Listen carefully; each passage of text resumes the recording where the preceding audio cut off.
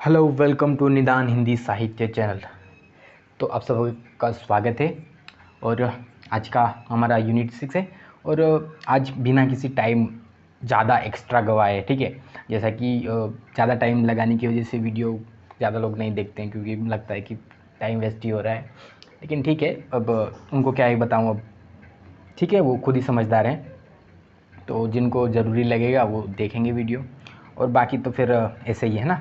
तो हम ज़्यादा टाइम वेस्ट नहीं करते हैं, और ना करूँ, टाइम वेस्ट ना हो इसलिए मैंने पहले से ही ये सन वगैरह और उनके रचनाकार लिख दिए हैं, ठीक है। अब मैं पात्रों के बारे में हल्का हल्का बता दूंगा, ठीक है।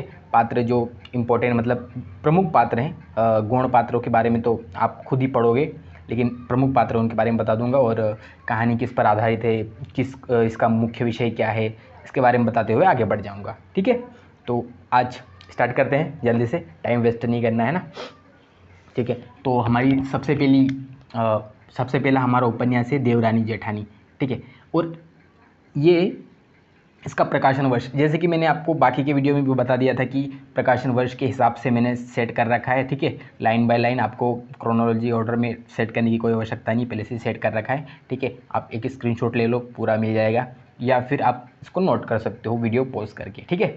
तो मैं वैसे भी बता रहा हूँ एक पढ़ पढ़ के, तो आप वो सुन के भी नोट कर सकते हो, ठीक है, या पूरी क्लास सुन के निकाल दो, थोड़ा बहुत तो कुछ ना कुछ तो याद हो ही जाता है, ठीक है। तो चलो शुरू करते हैं। तो सबसे पहली कहानी देवरानी जेठानी की कहानी, ठीक है। ये 1870 में प्रकाशित हुई थी, ठीक है। और इसके रचनाकार हैं पंडित गौरी दत्त। इनका जन्म हुआ था 1836 में, पंडित गौरी दत्त का जन्म 1827 में हुआ था, ठीक है।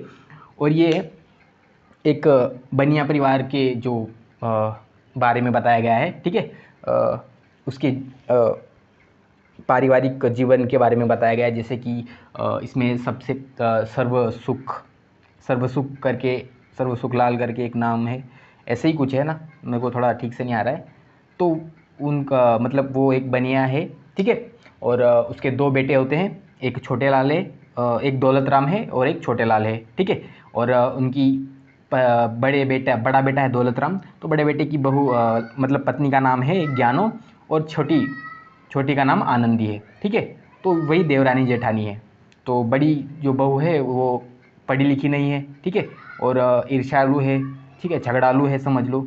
और छोटी वाली है, पढ़ी लिखी है और एकदम सही है, और समझदारी से काम लेती है, समझदार भी है। तो ये पात्र है, और प्रमुख तौर पर इसके बच्चे भी हों, मतलब बेटे भी, और उसके कुछ ध्यान नहीं आ रहा है मुझे, आगे आप पढ़ लेना है ना। तो ये कहानी है, ठीक है। और उपन्यास है, सॉरी। अगला हमारा है परीक्षा गुरु। परीक्षा गुरु का प्रकाशन वर्ष 1882 है, ठीक है। परीक्षा गुरु 1882 में प्रकाशित हुई थी, और इसका लेखन लाला श्रीनिवास दास द्वारा किया गया था, और लाला श्रीनिवास दास का जन्म हुआ था 1850 में, ठीक है। 1850 में लाला श्रीनिवास दास का जन्म हुआ था। और ये परीक्षा गुरु ये हमारे भारतीय और पाश्चात्य संस्कृति के द्वंद्व के बारे में बताया गया है, ठीक है, जिसमें प्रमुख तौर पर पात्र होते हैं लाला मदन मोहन, ठीक है।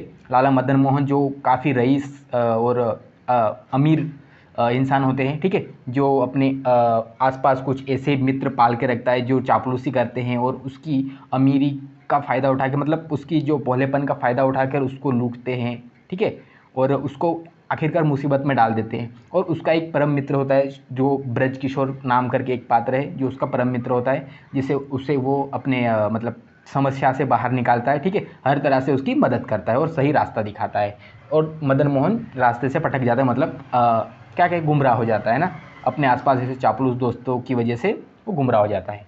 तो इस पर ही आधारित है ये, ठीक है, भारतीय और पाश्चात्य संस्कृति पर द्वंद्व पर आधारित है। ये हमारी दूसरा उपन्यास हो गया हमारा ना, ठीक है, पहला हो गया, दूसरा हो गया। अब तीसरा आता है गोदान। गोदान का प्रकाशन वर्ष सबको पता है, आसान है, 1936, और एकदम मुँह ज़ुबानी याद हो जाता है, और ज़्यादा लोड भी नहीं लेना पड़ता है, ठीक है। और गोदान ने तो सबने पढ़ा ही होगा, किसका है, मुंशी प्रेमचंद का, ठीक है। प्रेमचंद का जन्म हुआ था 1850 में, ठीक है। इनका जन्म वर्ष याद रखना भी बहुत ज़रूरी है, क्रोनोलॉजी में पूछ लेता है, ठीक है, सही जोड़ी लगाने में भी पूछ लेता है, सुमेलित करने में पूछ लेता है, और भी अलग अलग टाइप से क्वेश्चन बना के पूछ लेता है। तो इनका जन्म वर्ष याद रखना बहुत ज़रूरी है, ठीक है। गोदान ये कहा जाता है कि भारतीय कृषि का महाकाव्य है, ठीक है, कृषि जीवन का महाकाव्य है। और ये भारतीय कृषि की जो त्रासदी होती है उसके बारे में बताया गया है इसके बारे में, ठीक है। इसमें प्रमुख तौर पर पात्र है होरी है, ठीक है, जो कहानी का नायक होता है। उसकी पत्नी का नाम है धनिया, ठीक है। उसके एक बेटा है गोबर, ठीक है। गोबर के बाद उसकी 2 बेटियां भी है ना।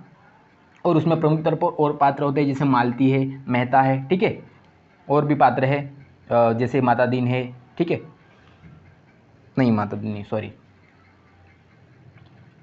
अभी ध्यान था यार, भूल गया, ठीक है। चलो आप देख लेना है ना एक बार पात्रों, मतलब मेरा उद्देश्य ये है कि अगर मैं आपको इस क्लास में छोटे छोटे मतलब 1-2 प्रमुख पात्र भी बता दूंगा तो आपके अंदर एक जिज्ञासा पैदा हो जाएगी कि अगर ये पात्र मुझे याद नहीं है तो और भी पात्र मुझे याद नहीं है, जो प्रमुख तौर पर वही नहीं याद है तो पुराने वाला मतलब गौण पात्र कैसे याद होंगे।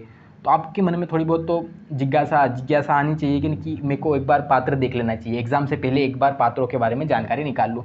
तो आप तुरंत जाके गूगल पे टाइप करो पात्रों के बारे में बताओ, ठीक है। गोदान के प्रमुख पात्र मतलब सभी पात्रों के नाम बताइए, तो वो सभी पात्रों के नाम बता देगा। तो आप वहाँ से देख सकते हो, या फिर आपके पास अगर गोदान बुक ही है, पुस्तक ही है आपके पास, तो कोई ज़रूरत ही नहीं, मतलब पुस्तक में देख के पता कर सकते हो, ठीक है। बहुत अच्छी बात है। तो अब ये हो गया, ठीक है, गोदान कंप्लीट। अब हमारा चौथा उपन्यास है शेखर एक जीवनी। शेखर एक जीवनी का उपन्यास का जो प्रकाशन है वो है 1941, ठीक है। ये शेखर एक जीवनी का भाग 1 है, ठीक है। भाग 2 हमारे सिलेबस में नहीं है, भाग 1 है, ठीक है। ये अज्ञेय द्वारा रचित गया मतलब लिखा गया है उपन्यास। अज्ञेय का पूरा नाम क्या है ये आप मुझे कमेंट में बताओगे, ठीक है। अज्ञेय का पूरा नाम आप मुझे कमेंट में बताओगे, ठीक है। अज्ञेय का जन्म हुआ है 1911 में, ठीक है। और शेखर एक जीवनी ये मनोवैज्ञानिक उपन्यास है, ठीक है। मनोवैज्ञानिक उपन्यास है। और शेखर एक विद्रोही टाइप का बच्चा होता है, मतलब व्यक्ति होता है, ठीक है। उसमें कहानी में पात्र एक शेखर है, एक पार्वती है, ठीक है, सरस्वती है, नहीं सरस्वती है, और कौन है, और भी पात्र है, ठीक है, मुझे ध्यान में नहीं आ रहा अभी। प्रमुख पात्र के तौर पर शेखर है और सरस्वती है। और हमारा अगला उपन्यास है मेला आंचल। मेला आंचल 1954 में प्रकाशित हुआ था, ठीक है। ये इनके रचनाकार हैं फणीश्वर नाथ रेणु। और फणीश्वर नाथ रेणु जी का जन्म 1921 में हुआ था, ठीक है। और मेला आंचल, सॉरी, मैंने बाणभट्ट की आत्मकथा, इसमें जो रचनाकार हैं वो है हजारी प्रसाद द्विवेदी। मैंने एचपीडी लिखा है, हजारी प्रसाद द्विवेदी की रचना है। और हजारी प्रसाद जी का जन्म हुआ था 1890, ठीक है, 1889 में इनका जन्म हुआ था, ठीक है, हजारी प्रसाद द्विवेदी। अब मेलाचल की बात करते हैं। मेलाचल में प्रमुख पात्र है प्रशांत है, कमली है, और बावनदास है, कालीचरण है, ठीक है, और पंडित जी हैं, ठीक है। और गांव का जो मेरीगंज नाम पड़ा है वो मेरी जो अंग्रेज़ अधिकारी की एक पत्नी होती है जिसके नाम पर मेला मतलब मेरीगंज नाम पड़ता है, ठीक है। ये मेरीगंज मेला अंचल में जो प्रमुख गांव है उसका नाम है, ठीक है। और इसकी तो बात भी नहीं की मैंने, सॉरी भूल रहा हूँ जल्दी में थोड़ा। पात्रों में बाणभट्ट प्रमुख तौर पर, बाणभट्ट है प्रमुख तौर पर, उसके बाद भट्टिनी है, ठीक है। एक निपुणिका है, निपुणिका को नियुनिका भी कहते हैं, ठीक है, वो है। और बाणभट्ट हो गया ना, ठीक है। भैरव है और महामाया है, ठीक है। ये प्रमुख तौर पर पात्र मिल जाते हैं। और इसमें तो बता दिया मैंने मेलाचल में, ठीक है। उसके बाद आते हैं हमारा 7वां उपन्यास झूठा सच। झूठा सच ये विभाजन की त्रासदी पर लिखा गया है, ठीक है। और इसका उपन्यास का प्रकाशन वर्ष कुछ मतभेद है, ठीक है, 58 या 60 ऐसे कुछ है, 58 या 60, कहीं कहीं 60 आते, कहीं कहीं 58, 1958 या 1960 में लगभग प्रकाशित हुआ था। इसका रचना यशपाल द्वारा किया गया है। और यशपाल जी का जन्म हुआ था 1903 में, ठीक है। यशपाल द्वारा रचित है और 1903 में लिखा गया है। और इसमें झूठा सच में पात्र की बात करें तो आप देख लेना, आप बता देना मुझे पात्र कौन कौन है, ठीक है। और अगला हमारा राग दरबारी। राग दरबारी उपन्यास 1968 में लिखा गया है, मतलब प्रकाशित हुआ है 1968 में प्रकाशित हुआ है। और इसका लेखन 1964 में प्रारंभ हुआ था। लेखन प्रारंभ 1964 में हुआ था और 1968 में कंप्लीट हुआ था राग दरबारी उपन्यास, ठीक है। और इसका लेखन किया था श्रीलाल शुक्ल द्वारा।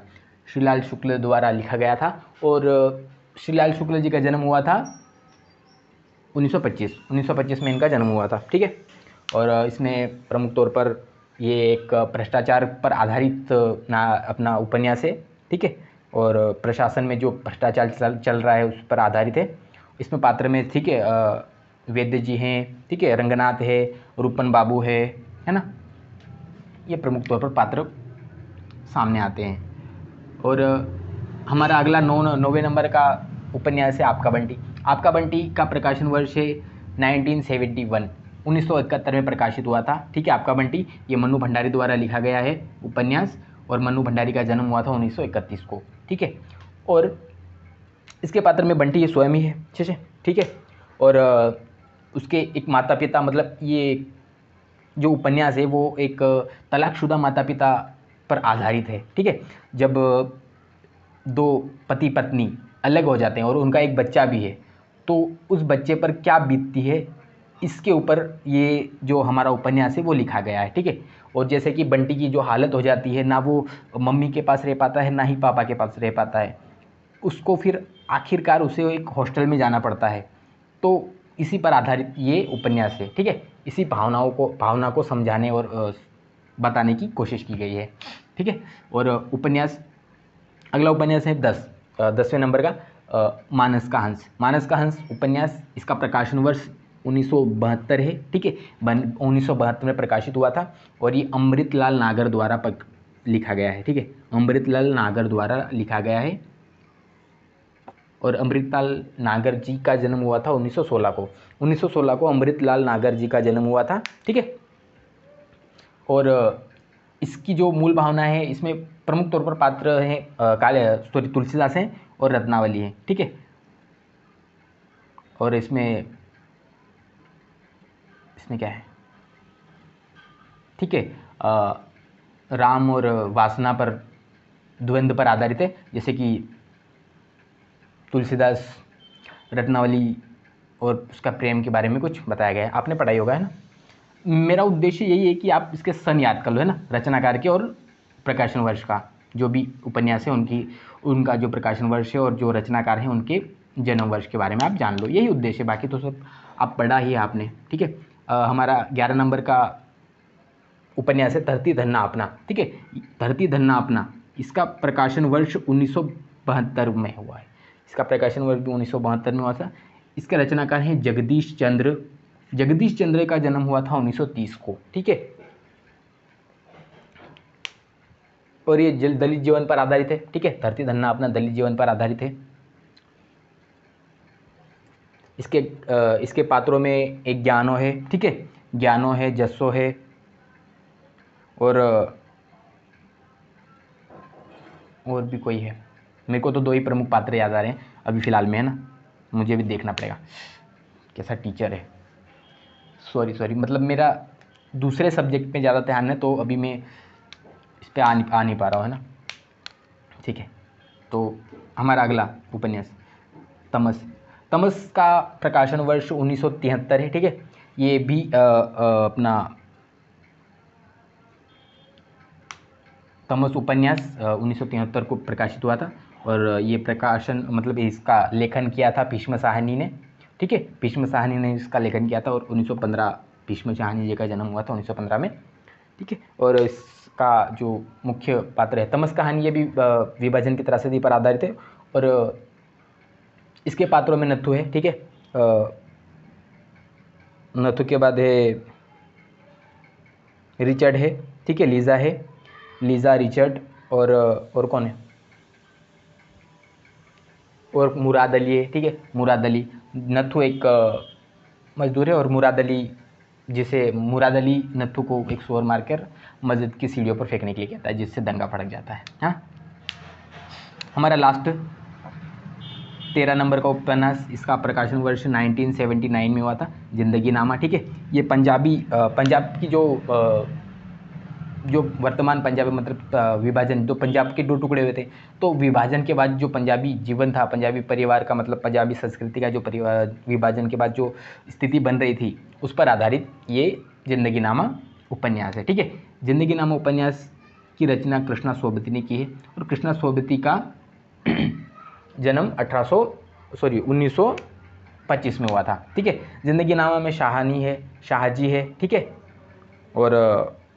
और भी है। प्रमुख तौर पर तो यही पात्र आते हैं, और भी गौण पात्र हैं। ठीक है, तो उनके बारे में भी जान लीजिएगा आप। और पात्रों के बारे में तो ठीक ही है, लेकिन ये एमपी सेट का जो एग्ज़ाम है, इस लेवल के हिसाब से ये ज़्यादा डीप में नहीं पूछेगा। मुझे लगता है कि ये ज़्यादा डीप में नहीं पूछेगा, तो आप ज़्यादा फोकस करो कि आप इसका सन याद रखो। ठीक है, क्योंकि एमपी सेट ना सन से ज़्यादा पूछता है। ठीक है, हमने बात की थी कुल लगभग 15 से 20 क्वेश्चन ऐसे सन से ही पूछा गया था, है ना। तो प्रमुख तौर पर आप सन याद कर लीजिएगा, और ऐसे उपन्यासों का नाम याद रखो जो फेमस ना हो। ठीक है, जैसे कि धरती धन्ना अपना, ठीक है, इसको ज़्यादा फेमस नहीं माना जाता है, तमस भी फेमस हो जाता है। जिंदगीनामा का याद रखो। ठीक है, जिंदगीनामा इतना फेमस नहीं है, पूछ सकता है ना। और उसके बाद क्या, आपका बंटी भी देख लो, लेकिन ये थोड़ा बहुत फेमस है। और देवरानी जेठानी, ये भी थोड़ा फेमस नहीं है। और बाणभट्ट की आत्मकथा याद कर लो। ये प्रमुख तौर पर इनकी जो रचना है और उनका प्रकाशन वर्ष है, जो रचनाकार है उनका जन्म वर्ष है, वो याद रखना है अच्छे से, है ना। ठीक है, फिर हम नेक्स्ट वीडियो में मिलेंगे। जैसा कि मैंने थोड़ा छोटा वीडियो बनाने की कोशिश की, तो काफ़ी छोटा बन गया है, लगभग अंडर इन 20 मिनट्स। ठीक है, लगभग 20 मिनट भी नहीं हुए अभी तक तो, और जल्दी मैंने ख़त्म कर दिया, क्योंकि बहुत सारी चीज़ें मैंने छोड़ भी दी है ना। अब मैंने इसीलिए नहीं ज़्यादा पढ़ा इसके बारे में और ज़्यादा बताने की कोशिश नहीं की, क्योंकि मुझे जल्दी ख़त्म करना था। अगर थोड़ा टाइम और लगा था तो लगभग ज़्यादा टाइम हो जाता है, और मुझे और दूसरी पढ़ाई भी करनी होती है, और मेरी जॉब भी है, तो सब मैनेज करने में थोड़ा दिक्कत हो जाती है। और क्या बताऊँ आप, है ना। चलो, अब अभी के लिए बस इतना ही। आगे और हमारी वीडियो आएंगे, है ना, तो हम आगे और बात करेंगे। ठीक है, थैंक यू, धन्यवाद, फिर मिलेंगे।